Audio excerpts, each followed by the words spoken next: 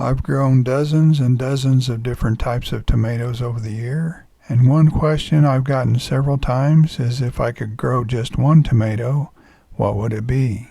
To tell you the truth, I couldn't make up my mind on just one tomato that I would grow, but I will tell you my top three, and I plan to grow all three of them this year.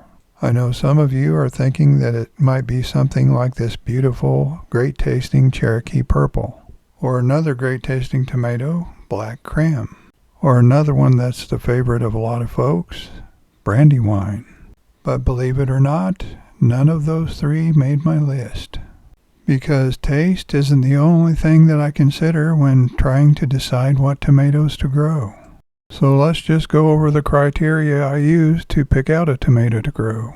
Taste is probably the most important thing to me, but it's not the only thing. Another very important thing to me is productivity. This is one that I found called Haley's Rainbow. It's very productive, but I didn't like the taste. So there needs to be a balance of the factors that I consider before it can make my cut. After taste and productivity would be ease of care. That's become especially important to me as I get older. Over the last several years, some of my get up and go got up and went.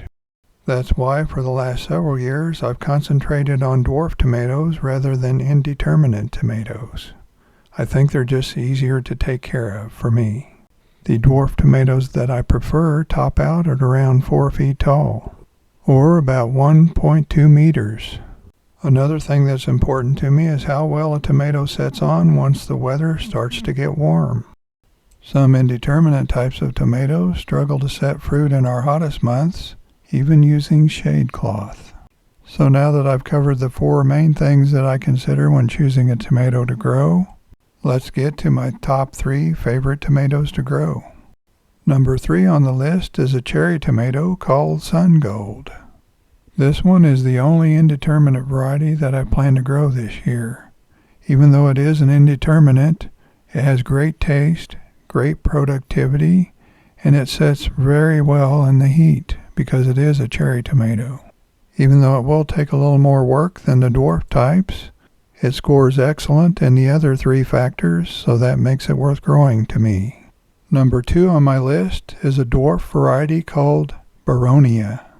Baronia tops out at about 4 feet tall, has very good well-balanced taste, has decent productivity, and since it's a dwarf, it's easier to take care of, and it sets on better in the heat than many indeterminate types.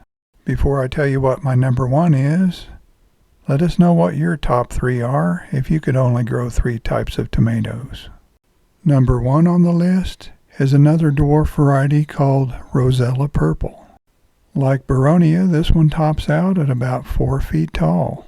It has excellent taste, even better than Baronia, produces a decent amount of tomatoes, is pretty easy to take care of because it's a dwarf, and sets on a decent amount of fruit in the heat compared to indeterminates. Once again, please share your top 3 if you could only grow 3, and don't forget to hit that like button and subscribe. Thanks for watching. We'll see you next time.